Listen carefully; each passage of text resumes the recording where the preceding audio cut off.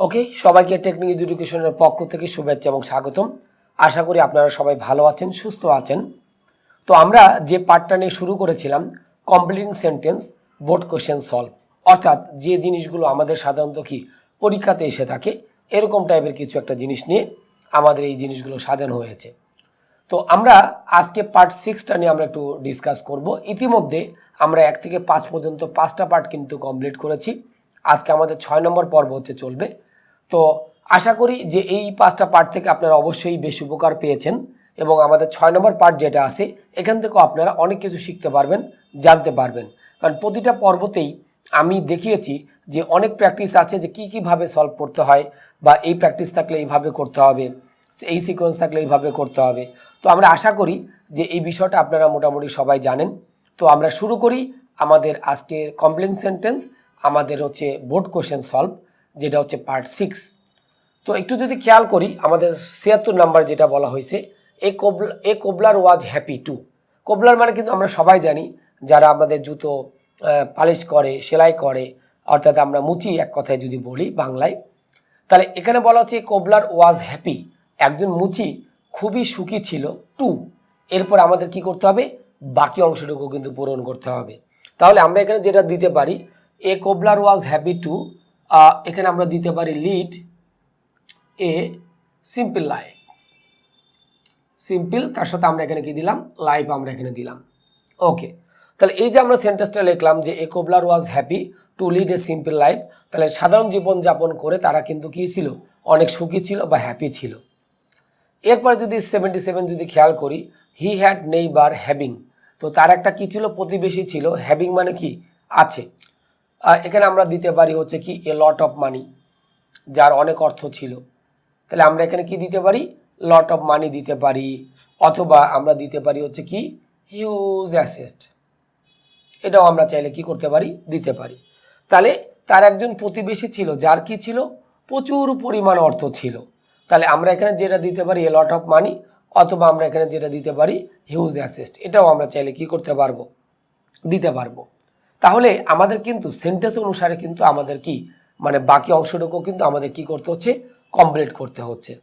78, he wanted to help হিম, এখানে প্রথম যে হিটা আছে, এই হিটা হচ্ছে আমাদের ওই যে মুচির যে হচ্ছে প্রতিবেশী ছিল সে। তাহলে এই তার প্রতিবেশী ওই মুচিটাকে কি করতে চেয়েছিল, হেল্প করতে চেয়েছিল। কিভাবে, যে বাই গিভিং, এরপর আমরা যদি লিখি সাম, তারপর আমরা এখানে কি লিখলাম মানি, যে কিছু অর্থ দিয়ে তাদেরকে কি করতে চেয়েছিল, সাহায্য করতে চেয়েছিল। তাহলে এই জন্য আমরা যেটা লিখলাম যে বাই প্লাস আমাদের কি ভি প্লাস আইএনজি করতে হবে, যে বাই গিভিং সাম মানি। তাহলে আমি যখন লিখলাম যে he wanted to help him, সে তাদেরকে সাহায্য করতে চেয়েছিল কিভাবে, বাই গিভিং সাম মানি, কিছু অর্থ দিয়ে। ওকে, তাহলে আমরা এটা মোটামুটি লিখলাম। এরপরে চলে আসি 79। 79-এ আমাদের শুরুতে গ্যাপ দেওয়া আছে, তারপর বলা হয়েছে দ্য কোবলার লস্ট হ্যাপিনেস। আচ্ছা, তাহলে এখন আমাদের এটা পূরণ করতে হবে। মাঝখানে একটা কিন্তু গ্যাপ কমা দেওয়া আছে, তার মানে একটা কনজাংশন দিব, সেটা হচ্ছে হোয়েন। হোয়েন এখানে আমরা যদি লিখি হি, হোয়েনই এখানে লিখলাম হচ্ছে রিসিভড মানি। রিসিভড মানি, যখন সে কি করলো, এই যে অর্থটা গ্রহণ করলো, তখন সে তার সুখটা কিন্তু অলরেডি কি হারিয়ে গেল। বা এখানে আরেকভাবে দেওয়া যেতে পারে, আফটার গিভিং মানি বা আফটার রিসিভিং মানি, এরপর কমাতে আমরা লিখলাম হচ্ছে দ্য কোবলার লস, তার সাথে আমরা কি লিখছি, হ্যাপিনেস। তাহলে আমরা কিন্তু এই বিষয়টা কিন্তু মোটামুটি বুঝতে পারলাম, যখন সে কি করেছিল, মানি রিসিভ করেছিল, তখন সে তার সুখটা কিন্তু কি হারিয়ে ফেলেছিল। আবার এখানে কিন্তু আমরা ক্লজটা না করে আমরা কিন্তু জিরান দিয়েও করতে পারতাম। কিভাবে, যেমন হোয়াইল রিসিভিং মানি, এটাও কিন্তু করতে পারতাম যে হোয়াইল রিসিভিং মানি, এরপর আমাদের বাকি যেটা আছে এটাও আমাদের হইতে পারে। এরপর আমরা আসি 80 নাম্বারে। 80 নাম্বার আমাদের যেটা বলা হয়েছে, had I the wings of a bird, যদি আমার কি থাকতো, পাখির একটা ডানা থাকতো। তাহলে আমরা একটা বিষয় কিন্তু জানি, খুব ইম্পর্টেন্ট একটা জিনিস, এটা আমাদের অনেকবার আমাদের বিভিন্ন পরীক্ষাতে আসছে। Had I the wings of a bird, যদি আমার একটা পাখির মতো ডানা থাকতো তাহলে আমি কি উড়তে পারতাম। তাহলে আমি এখানে লিখতে পারি আই উড, এরপর আমি এখানে কি লিখলাম, ফ্লাই। এখানে আমি উড দিয়েছি, চাইলে কিন্তু আমরা এখানে কি দিতে পারি, কুড দিতে পারি, অথবা চাইলে আমরা এখানে কি দিতে পারি, মাইটও দিতে পারি, যে I could fly, I might fly, যে কোনো একটা আমরা কি করতে পারবো, দিতে পারবো। কারণ আমরা একটা বিষয় জানি যে যদি সেন্টেন্স আমাদের একটা হ্যাড থাকে তাহলে এটা হচ্ছে পাস্ট ইনডিফিনিট, আর দুটো হ্যাড যদি থাকতো, মানে আমি যদি বলতাম had I had wings of a bird, তাহলে আমাদের কি থাকতো, দুইটা হ্যাড যদি থাকতো তখন কিন্তু সেখানে কি হইতো, পাস্ট পারফেক্ট। আর পাস্ট পারফেক্ট থাকা মানেই আমাদের কিন্তু মেইন ক্লোজে কি আসবে, would have, could have, might have, এবং তারপরে আমাদের কি দিতে হবে, V3 ফরমেশনটা দিতে হবে। তাহলে যেহেতু সেন্টেন্স আমার একটা হ্যাড আছে, তার মানে এটা আমাদের কোন টেন্স, পাস্ট ইনডিফিনিট, বিদায় আমরা মেইন ক্লোজে কি দিয়েছি, উড কুড মাইটটাকে কিন্তু আমি দিয়েছি।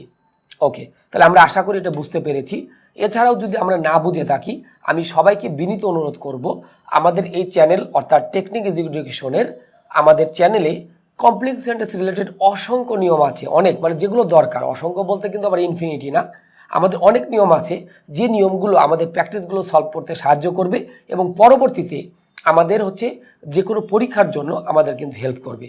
আর এই কমপ্লেক্স সেন্টেন্সটা কিন্তু আমাদের ক্লাস 9 থেকে শুরু করে একদম অ্যাডমিশন বা জব পর্যন্ত কিন্তু হেল্প করবে। So it is the most important একটা টপিকস, আমাদের কিন্তু লাগবেই বলা চলে।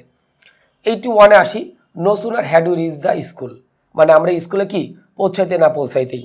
তাহলে আমরা জানি যে নো সুনারের সাথে আমাদের এখানে কি দেওয়া আছে, আমাদের কিন্তু দেওয়া আছে পাস্ট পারফেক্ট। তাহলে নো সুনারের সাথে যদি পাস্ট পারফেক্ট দেওয়া থাকে তাহলে ওই সেন্টেন্সটা কমপ্লিট করার জন্য আমরা কি দিব, দেন প্লাস আমরা কি দিব, পাস্ট ইনডিফিনিট। তাহলে আমরা এখানে কি দিলাম, দেন, তারপর আমরা কি দিব, পাস্ট ইনডিফিনিট দিব, তারপরে দেন এখানে আমরা লিখলাম হচ্ছে কি, then the class started, then the class, এরপর আমরা কি লিখলাম, স্টার্টেড। অর্থাৎ আমরা স্কুলে পৌঁছাতে না পৌঁছাতে কি হয়ে গিয়েছিল, স্কুল শুরু হয়ে গিয়েছিল। এই জন্য আমরা এখানে কি দিয়েছি, আমরা দেন দিলাম, এটা ম্যান্ডেটরি যে নো সুনার থাকলে অবশ্যই এই সেন্টেন্সটা কমপ্লিট করার জন্য আমাদের কি করতে হবে, দেন দিতে হবে, এবং তারপরে আমাদের কন্টেন্স দিতে হবে, পাস্ট ইনডিফিনিট দিতে হবে।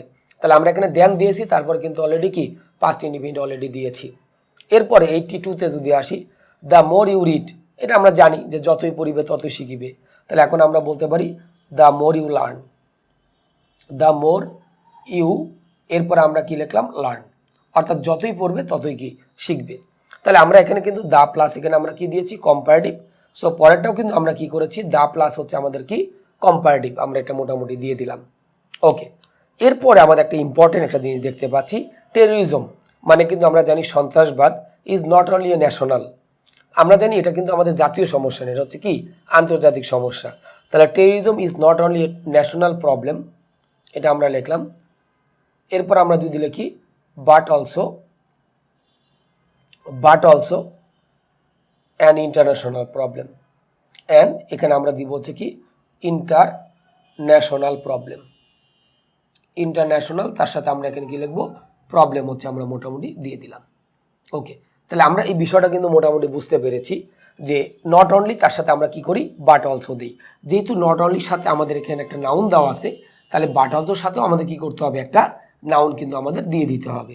তাহলে আমরা মোটামুটি এই যে 76 থেকে আমরা মোটামুটি 83 পর্যন্ত আশা করি আমরা বুঝতে পেরেছি। এরপরে আমরা এই পার্টেই বাকি আমরা প্র্যাকটিস নিয়ে আলোচনা করি। ওকে, তো আমরা এই পর্যায়ে পার্ট 6-এ 84 থেকে 90 পর্যন্ত আমরা প্রবলেমগুলো একটু দেখি।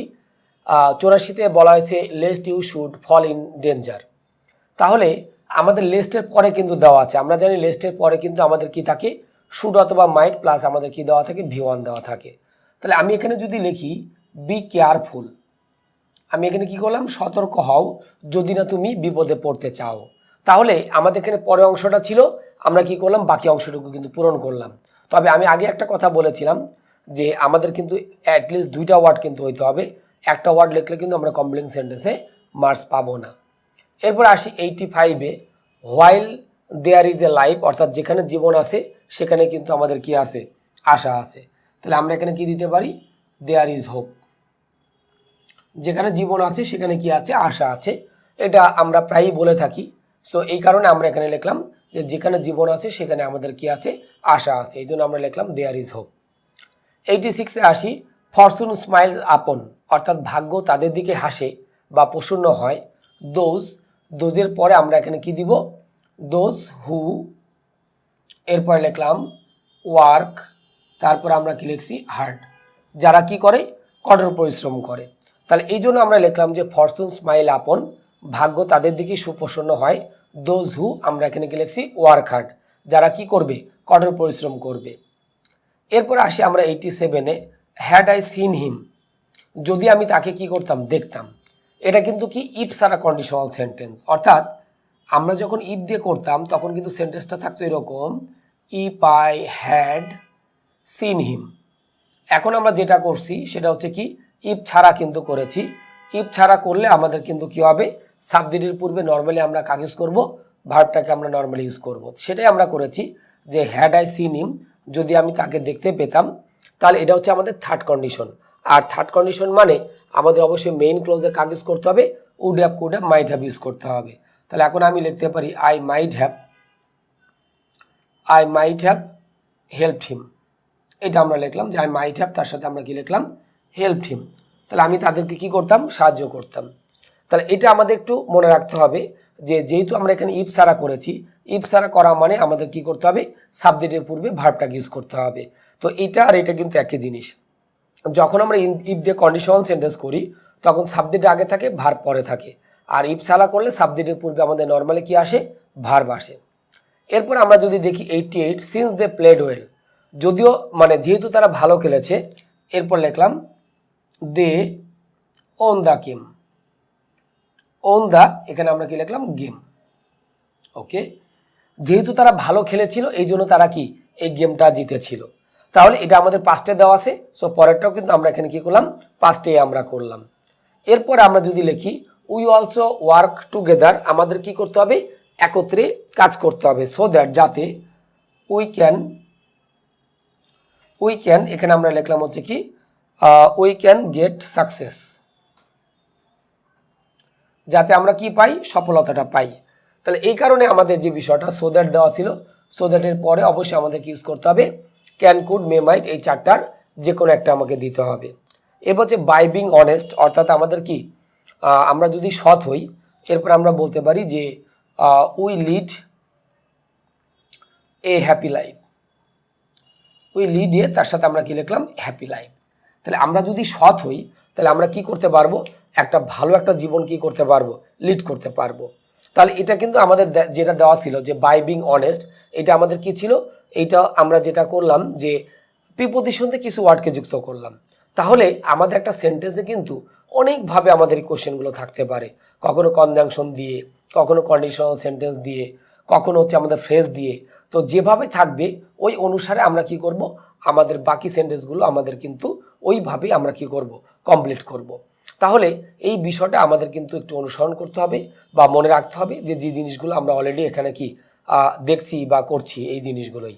তো আমরা এখানে 1 থেকে শুরু করে এই যে আমরা 6টা পার্ট করলাম, তো 6টা পার্টেই আমাদের মোটামুটি এই যে 90টার মতো আমরা যে জিনিসগুলো প্র্যাকটিস করলাম। তো আশা করি আমরা এই জিনিসগুলো কি সবাই বেশ ভালোভাবে আমরা বুঝতে পেরেছি। তো মোটামুটি এই 6টা পার্ট যদি কেউ আমরা ভালোভাবে করে থাকি, প্র্যাকটিস করে থাকি, আশা করি ইন ফিউচার তার কোনো পরীক্ষাপাতি খুব একটা সমস্যা হওয়ার কথা না। তবে আমি আবারও সবাইকে বলবো, যদি আমাদের এই নিয়মগুলো সবগুলো জানা না থাকে তাহলে আমরা অবশ্যই যে কাজটা করব সেটা হচ্ছে কি, যে আমাদের এই চ্যানেলেই আমাদের হচ্ছে টেকনিক ইজ এডুকেশনেই আমাদের কমপ্লিট সেন্টেন্সের অনেকগুলো রুল আলোচনা করা আছে ইন ডিটেলস। তো আমি তাদেরকে বলবো ওই নিয়মগুলো পড়ে যদি আমরা প্র্যাকটিসগুলো করে থাকি তাহলে আমাদের জন্য অনেকটাই সোজা হবে। তো যাই হোক, আমরা আশা করি যে 6টা পার্ট আমরা কমপ্লিট সেন্টেন্স, যেটা টোটালি ছিল বোর্ড কোশ্চেন সলভ, আমরা টোটালি বোর্ড কোশ্চেন সলভ করেছি, যেগুলো অলরেডি বিভিন্ন বোর্ডে এসেছে। কিছু কিছু কোশ্চেন ডাবল জায়গাতেও আমাদের এসেছে। তো আমরা মোটামুটি হচ্ছে যে এই বোর্ড কোশ্চেনগুলো সলভ করলাম 6টা পার্টে, আমাদের 90টার মতো কোশ্চেন। তো আমরা আশা করি সবাই বেশ ভালোভাবে বুঝতে পেরেছি। যদি আমরা না বুঝে থাকি তাহলে অবশ্যই আমরা ভিডিওর নিচে যে কমেন্ট অপশনটা আছে সেখানে আপনারা সবাই কমেন্ট করবেন এবং আপনাদের প্রবলেমগুলো জানাবেন। আমরা চেষ্টা করব সেগুলো সলভ করে দেওয়ার, এই 6টা পার্ট নিয়ে যদি কোনো সমস্যা থাকে। তো আমাদের complete sentence board question solve part 6 এ পর্যন্তই, এবং এরই সাথে সাথে এই টপিক্সটা কিন্তু শেষ। মানে আমরা এই 90টা প্র্যাকটিস আমরা করেছি, এরপরে এই রিলেটেড আমাদের ভিডিও আপাতত থাকবে না, হয়তো পরবর্তীতে কোনো পরীক্ষার পরে হয়তো আমরা আবার পাবলিশ করব। তো আশা ব্যক্ত করব সবাই যাতে এই 6টা পার্ট না টেনে টেনে একটু ডিটেলস একটু সময় নিয়ে আমরা একটু দেখি। এই প্র্যাকটিসগুলো করতে পারলেও আমাদের কিন্তু অনেকটা উপকার হবে, কারণ আমাদের মেইন জিনিস কিন্তু প্র্যাকটিস। আমাদের পরীক্ষা কিন্তু বলবে না যে তুমি নিয়ম লেখো। তো যাই হোক, আমাদের কমপ্লিট সেন্টেন্স পার্ট 6 এ পর্যন্তই এবং বোর্ড কোয়েশ্চেন সলভ এ পর্যন্তই। ভালো থাকবেন সবাই, দেখা হবে আমাদের এই টেকনিক এডুকেশনের নতুন কোনো টপিকস নিয়ে নতুন কোনো ভিডিওতে। খোদা হাফেজ।